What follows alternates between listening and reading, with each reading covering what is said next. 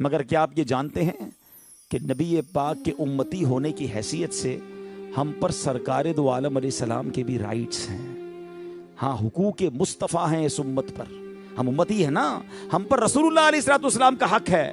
اور وہ حقوق کیا ہیں؟ کس نے پڑھا, کس نے معلوم کیا؟ ہمیں تو اپنی اپنی پڑھی ہوئی ہے. قاضی ایاز نے شفا شریف میں رحمت اللہ تعالی علیہ نے امت کے نبی پاک علیہ السلام کے جو حقوق ہیں نا امت پر وہ لکھے, اور وہ 8 حقوق تحریر فرمائے. آج میں ان 8 حقوق کے بارے میں کچھ آپ کو بتانے آیا. پہلے میں ان کے نام لوں گا, پھر ہر حق پر کوشش کریں گے کچھ تھوڑی تھوڑی بات کر لے. ظاہر ہے یہ ساری باتیں ایک بیان میں تو نہیں ہو سکتی, لیکن کم از کم آج آپ کو یہ ریئلائز ہو جائے کہ اگر امتی ہوں, مثال کے طور پہ اگر آپ کو پرتگال کا پاسپورٹ مل جاتا ہے, یورپ کی کسی کنٹری کا پاسپورٹ ملتا ہے, آپ یہاں کا ڈرائیونگ لائسنس لیتے ہیں, آپ کو کچھ اصول ہے جس کو فالو کرنا ہے, رولز ہیں جس کو فالو کرنا ہے, کچھ رائٹس ہے جس کا خیال رکھنا ہے. یار اس ملک کا کلچر ہے, اس کے حساب سے چلنا پڑے گا. امتی بن گئے ہیں, مگر امتی ہونا کیسے چاہیے؟ اس امتی پر نبی پاک کے کیا حقوق ہے, کبھی اس کے بارے میں غور کیا؟ وہ 8 حقوق کیا ہے؟ نمبر 1, پہلا حق ہے ایمان بالرسول. دوسرا اتباع سنت رسول. تیسرا اطاعت رسول. چوتھا محبت رسول. پانچواں تعظیم رسول, رسپیکٹ آف رسول اللہ علیہ السلام. چھٹا مدح رسول, نبی پاک کو پریز کرنا, ان کی تعریف. نمبر 7واں درود پاک پڑھنا. اور 8واں حق ہے نبی پاک کا اس امت پر کہ ان کے روضہ انور کی زیارت کو جانا. یہ 8 حقوق لکھے ہیں. پہلا حق ایمان بالرسول, یعنی نبی پاک پر ایمان لانا, ان کو اللہ کا آخری نبی ماننا. یہ یاد رہے, جس طرح اللہ کو ایک ماننا ہمارے ایمان کے لیے ضروری ہے, ایسے ہی رسول پاک علیہ الصلوۃ والسلام کو اللہ کا آخری نبی ماننا یہ بھی ہمارے ایمان کے لیے ضروری ہے. عقیدہ ختم نبوت یہ ایمان کی جان ہے, اور اس عقیدے کے بارے میں, اس بلیف کے بارے میں مضبوطی کے ساتھ ہمارا یوں سمجھیے کہ بلیف بھی ہونا چاہیے اور علم بھی ہونا چاہیے ہمارے بچوں کو, ہماری فیملیز کو. اب اس بات کو زیادہ کرنے کی حاجت ہے انفارچونیٹلی, بالخصوص یورپ میں, کہ یہاں عقیدہ ختم نبوت کے خلاف کام ہو رہا ہے. یہاں مسلمانوں کے ذہنوں میں وسوسے ڈالے جا رہے ہیں, کبھی ڈاکیومنٹ کے نام پر, کبھی امیگریشن کے نام پر لالچ دے کر لوگوں کو معاذ اللہ اس عقیدے, ان کے عقیدے کو شیک کیا جا رہا ہے. یہ کیسے ہو سکتا ہے یار؟ ہم چند روپے کی خاطر, ویزے کی خاطر, پاسپورٹ کی خاطر ایمان بیچ دیں؟ نبی پاک آخری نبی ہیں, اللہ کے آخری نبی ہیں, فل اینڈ فائنل ہمارا یہ عقیدہ ہے. اس میں ذرہ برابر بھی اگر کسی کے اندر شبہ ہے تو وہ اپنے ایمان کی خیر منا ہے, یاد رکھنا ہے. اور یہی بات ہمیں اپنی اولاد کو, اپنے بچوں کو سکھانا ہے. اللہ سلامت رکھے میرے پیر و مرشد امیر اہل سنت کو, کیا پیارا نعرہ عطا فرمایا کہ بچے بچے کی زبان پر جاری کر دیا, محمد مصطفیٰ احمد مجتبیٰ سب سے آخری. مل کر لگائے, محمد مصطفیٰ سب سے آخری نبی, احمد مجتبیٰ سب سے آخری نبی, آمینہ کا لاڈلا, سب سے آخری نبی, عقیدہ سب صحابہ کا, سب سے آخری نبی. یہ عقیدہ ہمارا ہے. ایمان بالرسول یہ پہلا حق ہے. ہم اللہ کا شکر ادا کرتے ہیں کہ یہ پہلا حق ہم ادا کر رہے ہیں. ہم نبی پاک کو اللہ کا آخری نبی مانتے, اللہ پر بھی ایمان, اس کے رسول علیہ الصلوۃ والسلام کی رسالت اور ان کی ختم نبوت پر بھی ہمارا عقیدہ اور ایمان ہے. یہ پہلا حق ہم پورا کر رہے ہیں. مگر یہ یاد رکھنا ہے, ایمان تو مل گیا, جیسے میں نے بھی بیان کے شروع میں کہا, بن مانگے ملا ہے, کوئی کوشش نہیں کی ہے. مسلمان گھرانے میں پیدا ہوئے, ماں باپ مسلمان تھے, اذان ہوئی کان میں, نام مسلمانوں والا مل گیا, مسلمان ہو گئے, سبحان اللہ, یہ تو اللہ نے کرم کیا نا. مگر اب اس ایمان کو بچانا ہے. اصل معاملہ پتہ کیا ہے؟ آپ نے ایک حدیث سنی ہوگی, انما الاعمال بالنیات, ٹھیک ہے نا, اعمال کا دار و مدار نیتوں پر ہے. تقریباً لوگوں کو حدیث یاد ہوتی ہے. ایک اور حدیث اس سے ملتی جلتی ہے, ویری امپورٹنٹ, انما الاعمال بالخواتیم, اعمال کا دار و مدار خاتموں پر ہے. اگر ایمان پر خاتمہ نہیں ہوا نا تو ساری نیکیاں, روزے, حج, نماز سب زیرو ہو جائے گا. ہمیں ایمان بچا کر لے کر جانا ہے. کچھ لوگ سمجھتے ہیں یار دنیا میں سب سے زیادہ تیزی سے اسلام پھیل رہا ہے, یس الحمدللہ, مگر یہ ون وے ٹریفک نہیں ہے. اسلام لوگ قبول بھی کر رہے ہیں اور بدقسمتی سے کچھ لوگوں کا ایمان چھینا بھی جا رہا ہے.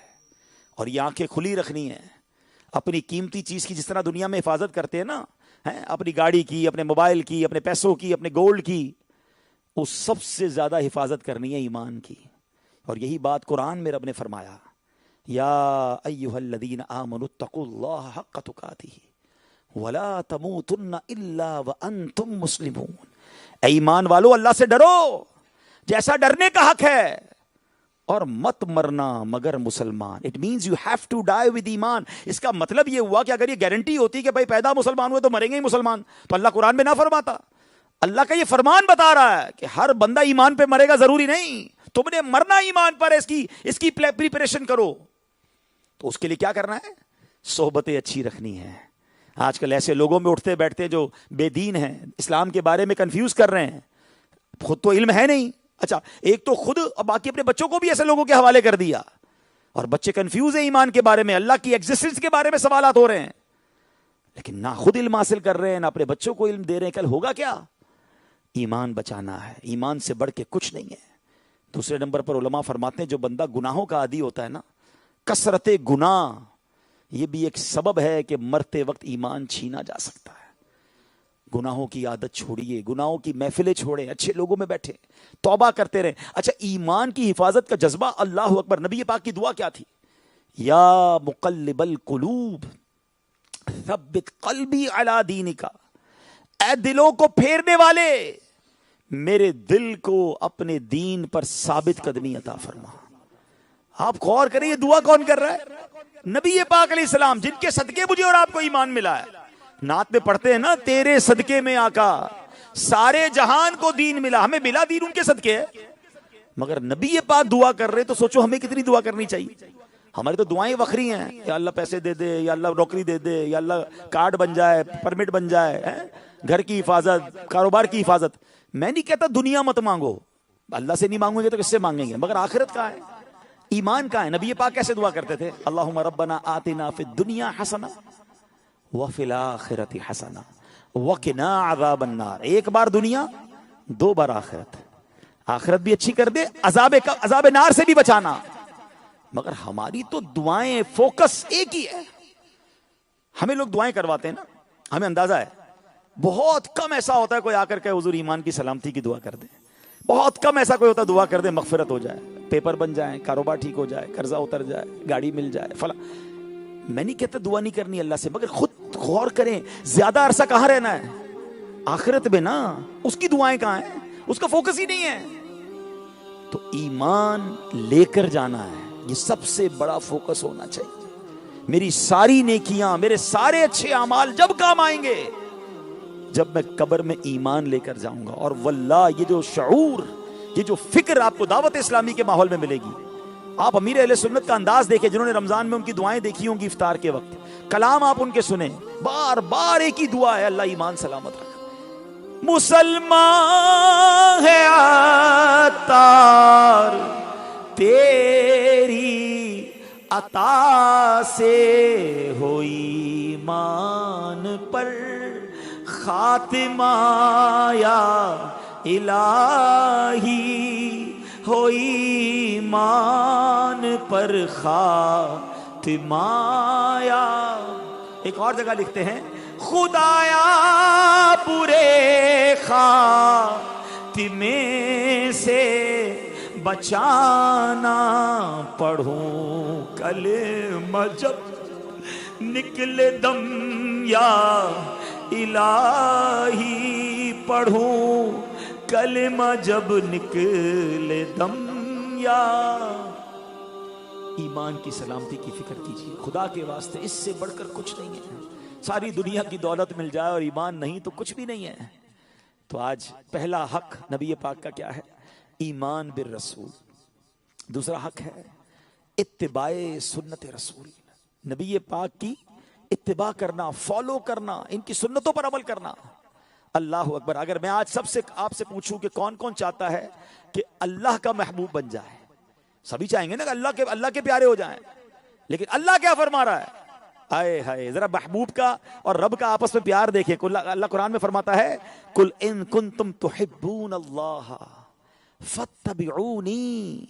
اے رسول فرما دیجئے اگر تم لوگ اللہ سے محبت کرتے ہو. اللہ کیا فرما رہا ہے؟ اے رسول آپ فرمائیے, اگر لوگ اللہ سے محبت کرتے ہیں تو میری اتباع کرو. پھر ہوگا کیا؟ رزلٹ کیا ہوگا؟ انعام کیا ملے گا؟ اللہ قرآن میں فرماتا ہے یحببکم اللہ ویغفر لکم ذنوبکم, اور اللہ تم کو اپنا محبوب بنا لے گا اور تمہارے گناہوں کو بخش دے گا، واللہ غفور الرحیم، اور اللہ بہت زیادہ بخشنے والا اور رحم فرمانے والا ہے۔ یعنی اللہ کا محبوب بننا ہے تو حضور پاک کو فالو کرنا ہے۔ اللہ نے یہ نہیں فرمایا اگر میرا محبوب بننا ہے، مجھ سے محبت کرتے ہو تو میری مانو۔ اللہ فرما رہا ہے مجھ سے محبت کرتے ہو تو میرے حبیب کو فالو کرو۔ ہیں اعلیٰ حضرت کا وہ شعر اب سمجھ آئے گا، بخدا خدا کا یہی ہے در، نہیں اور کوئی مفر مکر، جو وہاں سے ہو یہیں آ کے ہو، جو یہاں نہیں وہ وہاں نہیں۔ خدا کی رضا چاہتے ہیں دو عالم، اور خدا چاہتا ہے رضائے محمد۔ کاش یہ بات ہمیں سمجھ آ جائے، اور صحابہ کرام علیہم رضوان نے اس کو پروف کیا۔ ہر سنت پر عمل، نبی پاک کے طریقے پر، بلکہ ان چیزوں پر بھی عمل کیا جس کا حکم بھی نہیں دیا گیا تھا۔ ایک صحابی کے بارے میں آتا ہے، ایک درخت کے نیچے سے گزرے سر جھکا کر، درخت اونچا تھا، پوچھا حضور درخت تو بہت اونچا ہے، سر کیوں جھکایا؟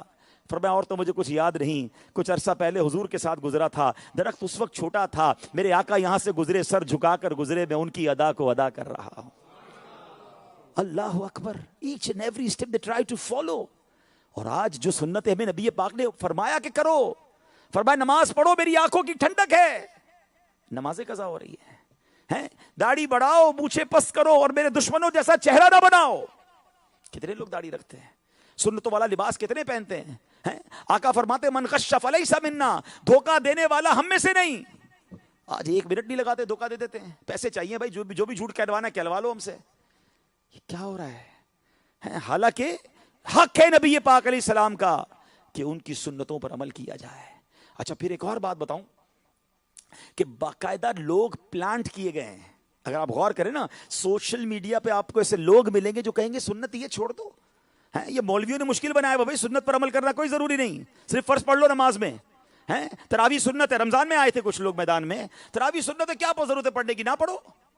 اللہ اکبر، آپ غور کریں کیا خطرناک سازش ہے کہ امت کو اس کے نبی سے دور کر دو، امت کو حضور علیہ السلام کے طریقے سے دور کر دو، کیونکہ دل سے محبت رسول نکل گئی تو بچنا کیا ہے اس کے ایمان میں۔ وہ کہتے ہیں ڈائریکٹ نہیں کہہ سکتے اللہ کو چھوڑ دو، پہلے کہتے سنت چھوڑ دو، پھر کہیں گے جناب اولیاء کرام چھوڑ دو، پھر کہتے صحابہ کی کوئی ضرورت نہیں ہے۔ آپ دیکھیے ایسے لوگ آئے ہیں جو آہستہ آہستہ ہمیں اللہ والوں سے دور کرنا چاہتے ہیں، نبی پاک کے طریقے سے دور کرنا چاہتے ہیں۔ ایک بات یاد رکھیں، یہ سنت ہمارا حصار ہے، جو سنت پکڑتا ہے اس کا واجب کہیں نہیں جاتا۔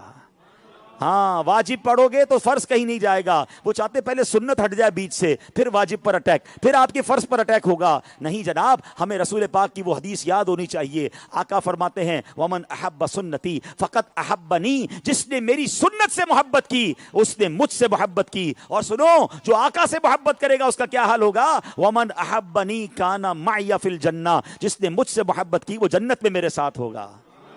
ارے سنت تو جنت میں جانے کا راستہ ہے، میں کیسے سنت چھوڑ سکتا ہوں؟ امتی بھی ہوں اور آقا کے طریقے پر عمل نہ کروں؟ خدا کے واسطے آنکھیں کھلی رکھیں، کان کھلے رکھیں، ہو کیا رہا ہے اس کو سمجھیں۔ سنت پکڑ لو گے عشق رسول دل میں ہوگا، اور آپ نے سن لیا یہ حق ہے نبی پاک علیہ السلام کا اس امت پر کہ ان کو فالو کیا جائے۔ تیسرا حق کیا ہے؟ اطاعت رسول، یعنی نبی پاک نے جو حکم فرمایا، آرڈر دیا، وی ہیو ٹو فالو۔ اور قرآن نے کیا فرمایا؟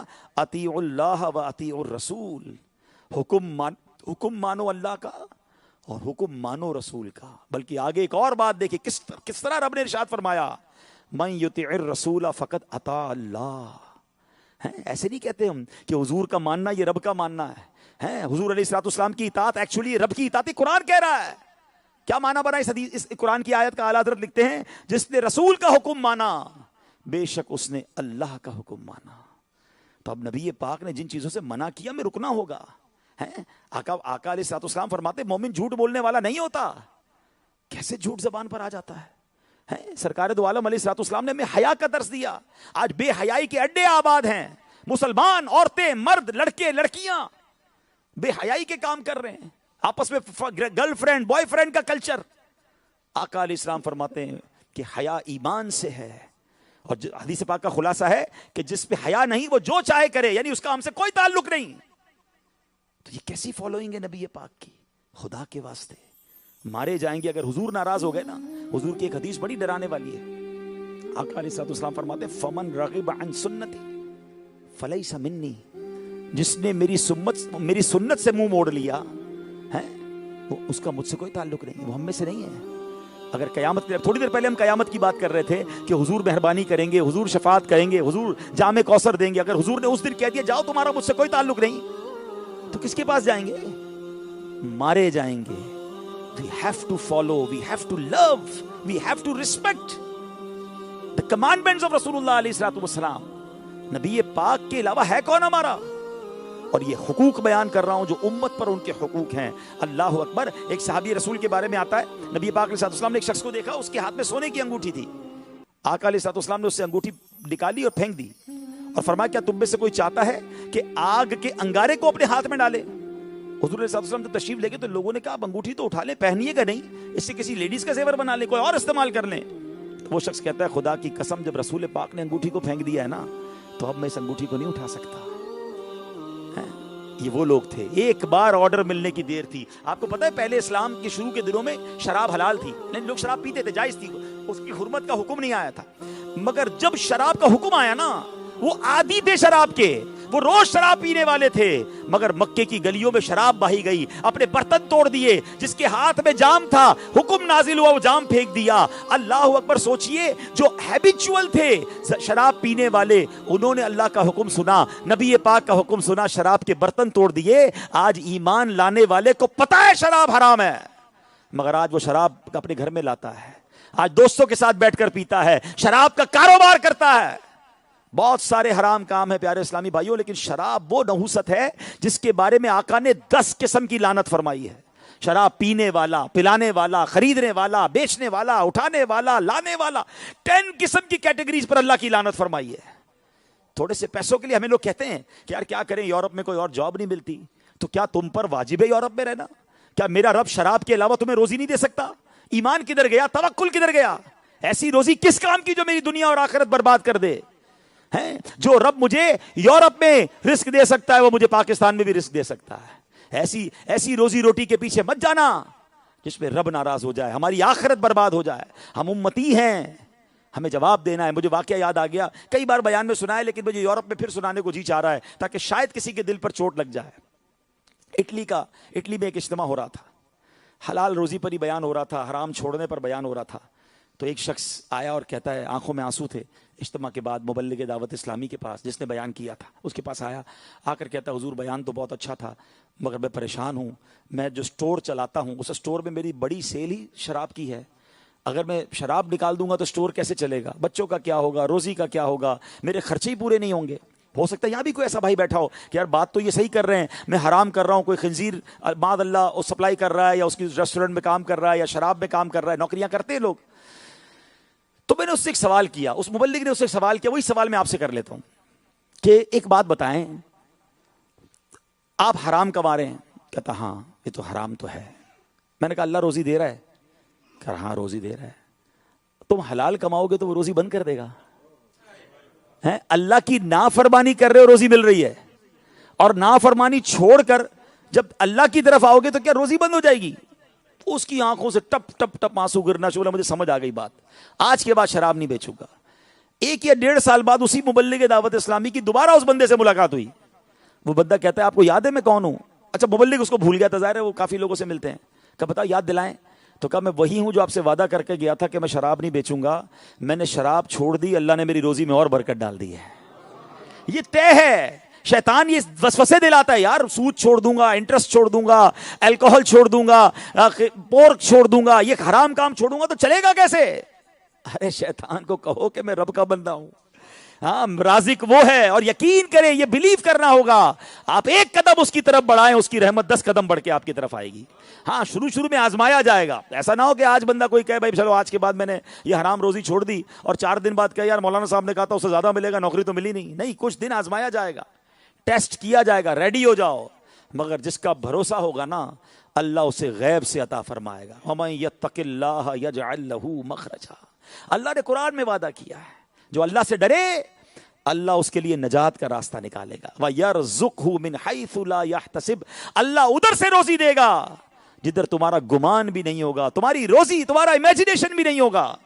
اور آگے کیا فرمایا؟ وَمَن يَتَوَكَّلْ عَلَى اللَّهِ فَهُوَ حَسْبُهُ. جو اللہ پر بھروسہ کرے اللہ اس کے لیے کافی ہے. بھروسہ تو کرو یار اللہ پر. تو اتباع رسول اور اطاعت رسول یہ حق ہے نبی پاک کا. اور اب آتے ہیں چوتھے حق کی طرف, اور وہ حق ہے محبت رسول. ہاں, محبت رسول کے بغیر کیا ہے؟ نبی پاک فرماتے ہیں لا یؤمن احدکم حتی اکون احب الیہ من والدہ وولدہ والناس اجمعین. فرمایا تم میں سے کوئی اس وقت تک کامل مومن نہیں ہو سکتا جب تک میں اس کے نزدیک, اس کی اولاد, اس کے والد اور تمام گھر والوں سے زیادہ محبوب نہ ہو جاؤں.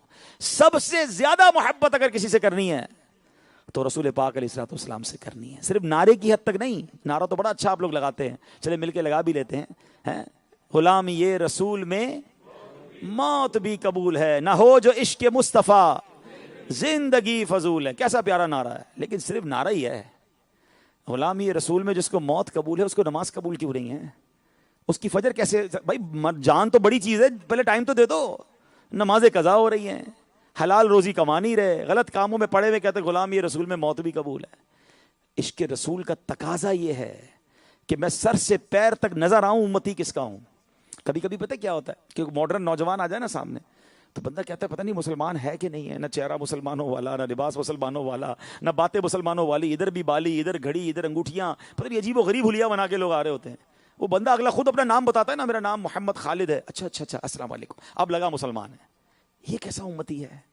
امتی تو وہ ہو جو لاکھ لوگوں میں کھڑا ہو نا, دور سے پہچانا جائے کس کا غلام جا رہا ہے, کس کا امتی جا رہا ہے. وہ شعر ہے نا کہ فنا اتنا تو ہو جاؤں میں تیری ذات عالی میں, جو مجھ کو دیکھ لے اس کو تیرا دیدار ہو جائے.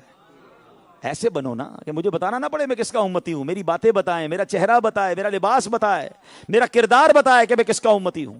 ایسی عشق رسول ہونا چاہیے. اور سب چیزوں سے زیادہ پیار کرنا ہے.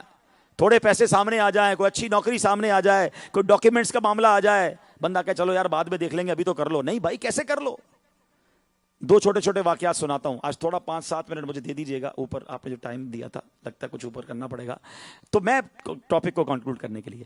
تو بات یہ ہو رہی تھی صلی اللہ تعالی علی محمد صلی اللہ علیہ وسلم, جب جنگ احد کا واقعہ, شیطان نے یہ خبر پھیلا دی کہ جناب نبی پاک علیہ الصلوۃ والسلام کا معاذ اللہ پیارے آقا شہید ہو گئے. اچھا, جب یہ خبر پھیلی تو صحابہ کرام تو دہل گئے. ایک بوڑھی خاتون تھی مدینے میں. اچھا, آپ جو مدینے شریف گئے ہوں گے میری بات ذرا جلدی ریلیٹ کر لیں گے. مدینے پاک سے احد شریف جو ہے اب تو بڑا ایزی وے ہو گیا ہے, ورنہ پہلے بیچ میں پہاڑ وغیرہ تھے تو آلموسٹ 3-4 کلومیٹر کا راستہ ہے, لیکن وہ الگ ایریا تھا, مدینہ شہر الگ ایریا تھا. مدینے میں خبر پہنچی کہ پیارے آقا شہید ہو گئے. وہ بڑھیا نے دوڑنا شروع کیا احد کی طرف.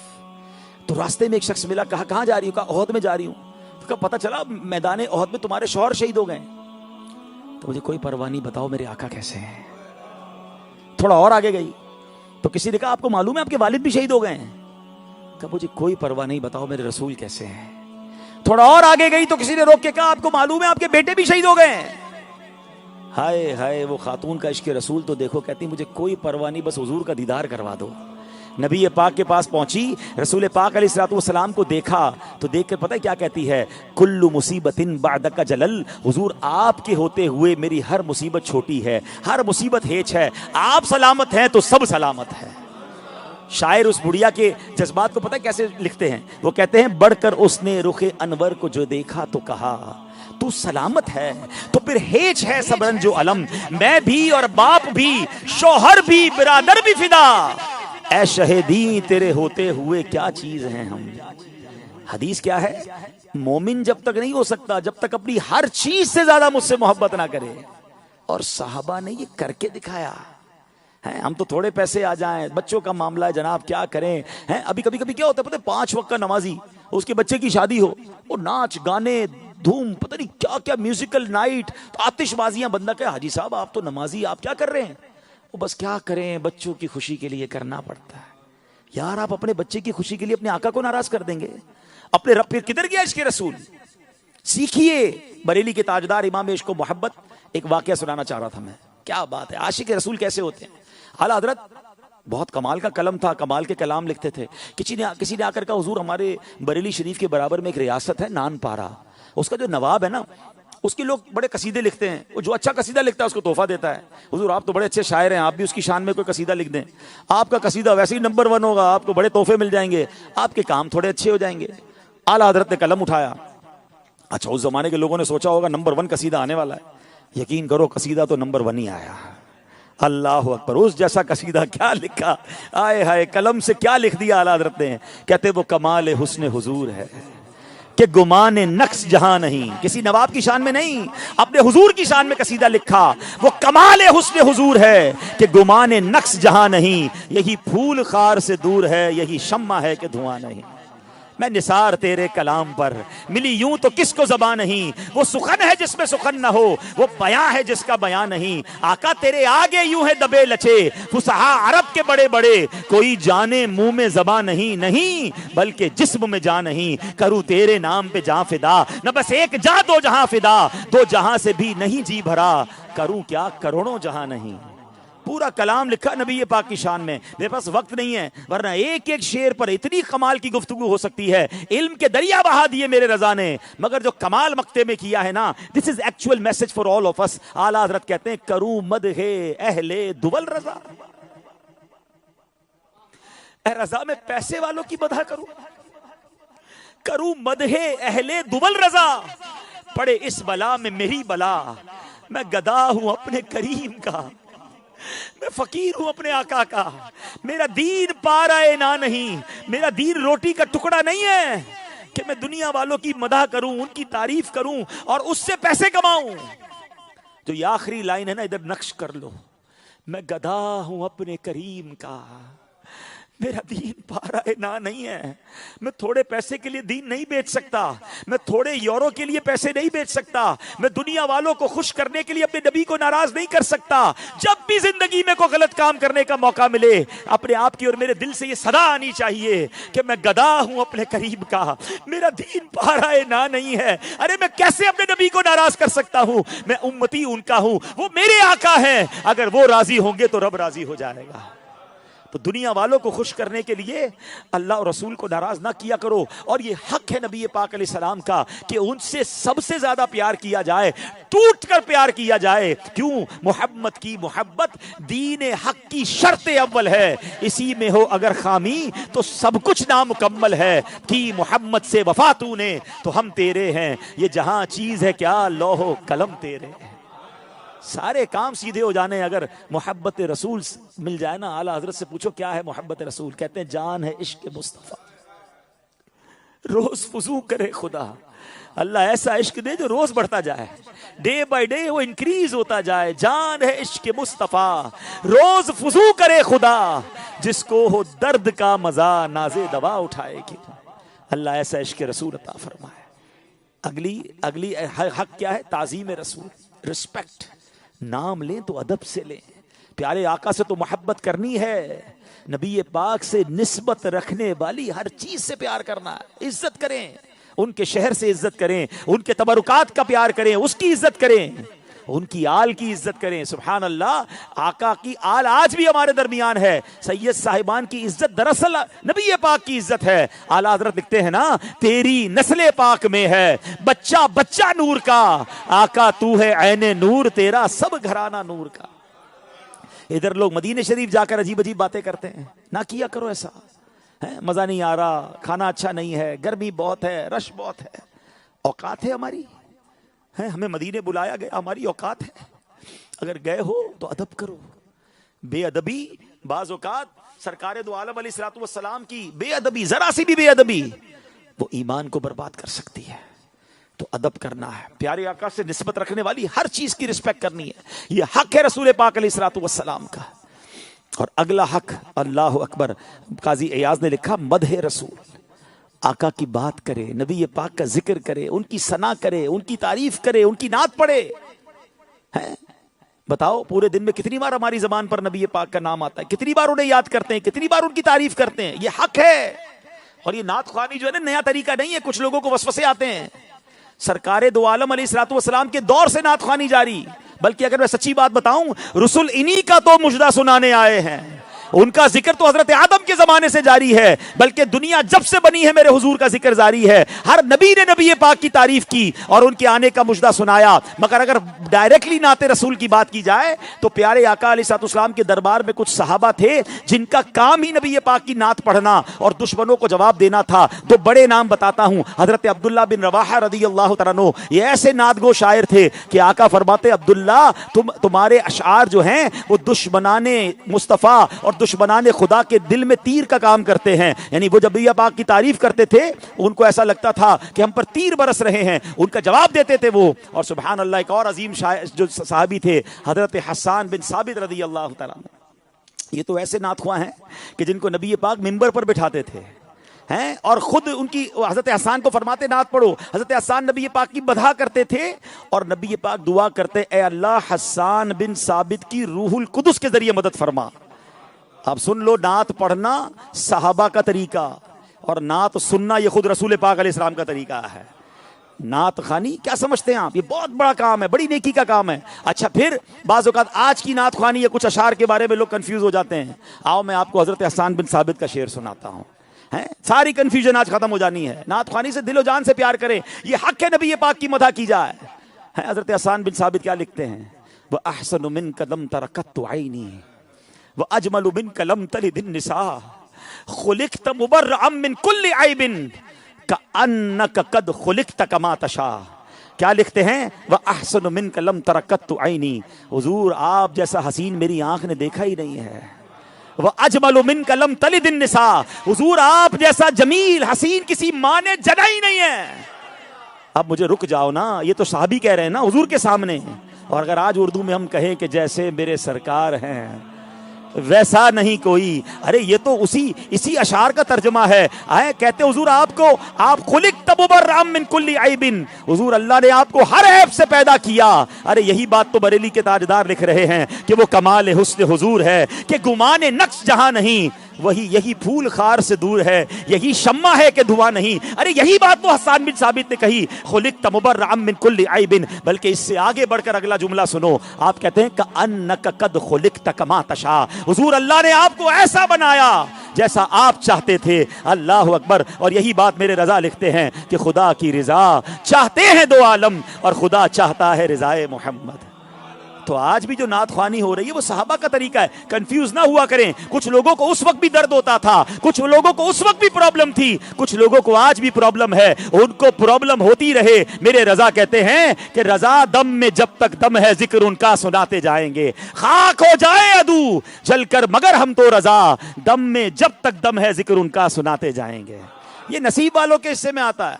ہاں کچھ لوگ سوال کرتے ہیں نعت خوانی کہاں لکھی ہے، میلاد کہاں لکھا ہے، تو ان کا آسان جواب یہ ہمارے نصیب میں لکھا ہے۔ ٹھیک ہے نا بھائی، یہ ہمارے نصیبوں میں ہے کہ ہم سرکار کی ثنا کرتے رہیں گے اور یہ صحابہ کا طریقہ ہے اور مرتے دم کرتے رہیں گے۔ نعت خوانی موت بھی ہم سے چھڑا سکتی نہیں، انشاءاللہ قبر میں بھی مصطفیٰ کے گیت گاتے جائیں گے۔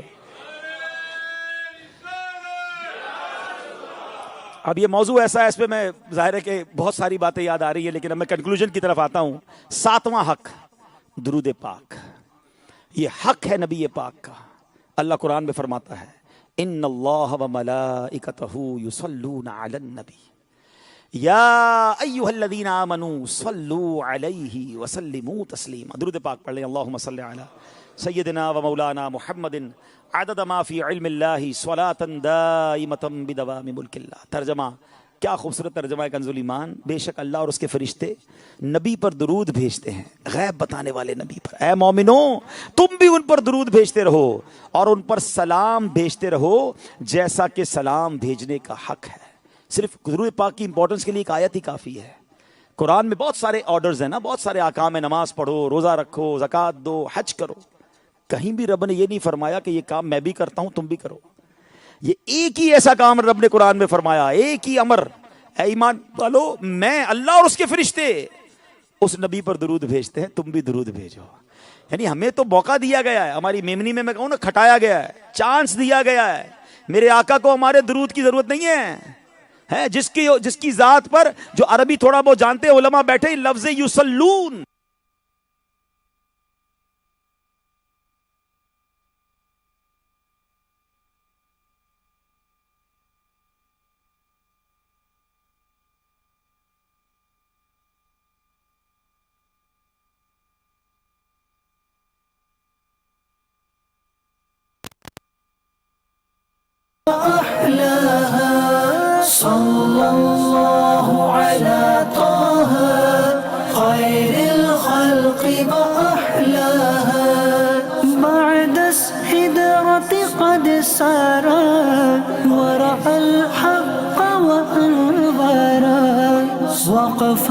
الروح وما سارا اذهب وحدك يا طه صلى الله على طه خير الخلق وأحلاها بعد السدرة قد سارا ورأى الحق وأنظرا وقف الروح وما سارا.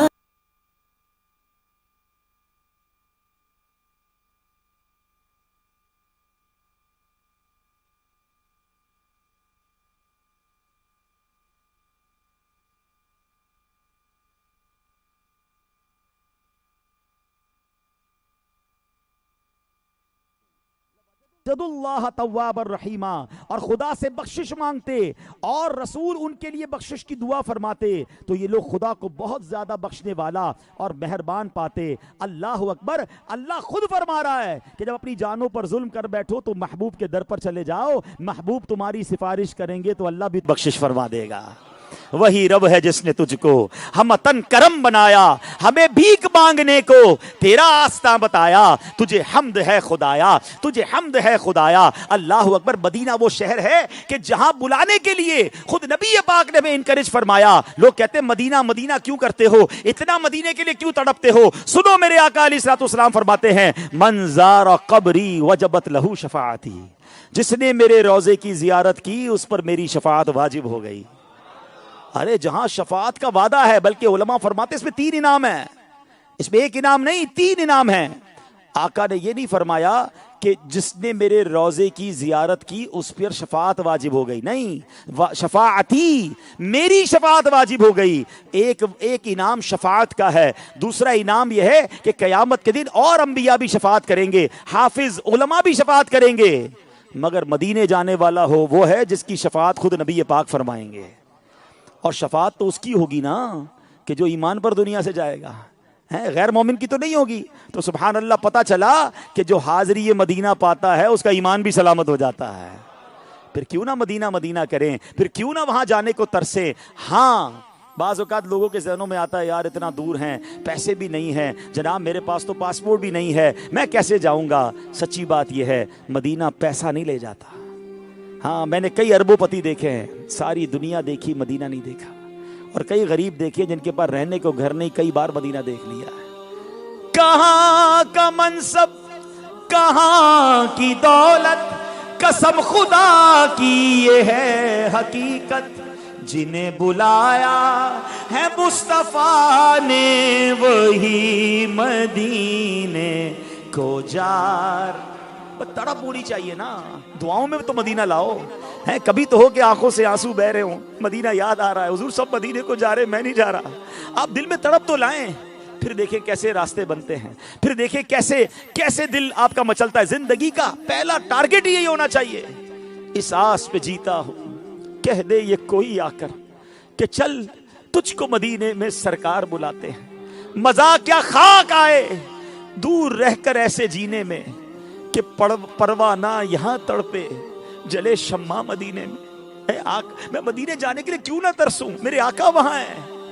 जिनका कलमा पढ़ा वो मेरे आका वहां है, जिन्होंने शफाअत करनी वो आका वहां है, जिन्होंने रब से बख्शवाना है वो मेरे आका वहां है. क्यों मदीने जाने को ना तरसूं. गुलाम अपने आका के पास नहीं जाएगा तो कहां जाएगा. और ये हक है नबी पाक अलैहिस्सलाम का कि उम्मती रोज़े रसूल पर हाजिरी दे, मदीने जाया करे. है ये बहाने मत बनाया करो, ये काम हो जाए फिर जाऊंगा, ये काम हो जाए फिर जाऊंगा. सच्ची बात ये है मदीने जाने के बहाने ढूंढा करो कि चलो फला मुल्क जा रहा हूं मदीने चला जाता हूं, फला जगह जा रहा हूं पहले मदीने चला जाता हूं, मेरे घर में कोई बीमार हो गया मैं मदीने चला जाता हूं, मेरा कोई काम अटक गया मैं आका के पास चला जाता हूं. मिटते हैं जहां भर के आलाम मदीने में, बिगड़े हुए बनते हैं सब काम मदीने में. ये मत ना कहा करो कि काम बन जाए फिर मदीने जाऊंगा. अरे अटक गया पहले जाओ मदीने, वहां से बिगड़ी बनती है, वहां से सारी दुनिया को खैरात मिलती है. तो मदीने जाने की तड़प दिल में होनी चाहिए. अल्लाह की कसम जिसकी तड़प हो ना उसके लिए रास्ते बन जाते हैं. बल्कि मदीना तो ऐसा है, मेरे आका फरमाते हैं कि जिससे हो सके कि मदीने में मरे वो मदीने में मरे, कि जो मदीने में मरेगा मैं उसकी शफाअत करूंगा. بلکہ ایک اور حدیث سناؤ ایمان تازہ ہو جائے گا. فرماتے من زارنی بعد موتی فکأنما زارنی فی حیاتی. جس نے میرے دنیا سے پردہ فرمانے کے بعد میرے روزے کی زیارت کی وہ ایسا ہے جیسے اس نے میری حیاتی میں میری زیارت کی. اور فرمایا ومن مات بأحد الحرمین بعث من الآمنین یوم القیامہ. اور جو دونوں حرم میں سے یعنی مکے مدینے میں سے کہیں مرے گا وہ قیامت کے دن امن والوں میں اٹھایا جائے گا, امن والوں کی جماعت میں اٹھایا جائے گا. اب بتاؤ نا کیوں نہ جاؤں مدینے, وہاں جانا بھی شفاعت کا وعدہ ہے, مر گیا پھر بھی شفاعت کا وعدہ ہے. سیدی اعلیٰ رہی تو کہتے ہیں کہ طیبہ میں مر کے ٹھنڈے چلے جاؤ آنکھیں بند.